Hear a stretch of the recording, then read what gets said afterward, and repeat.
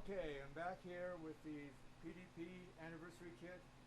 I spent probably 15-30 minutes tuning up the drums a little bit. They came out decently on the box, but I just wanted to give you an idea.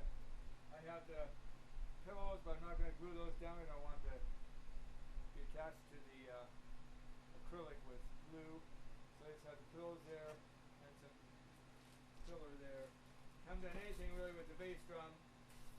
Sorry about all the noise, background noise, air conditioning problems today. So here they are. This is a Ludwig snare here, not a PDP.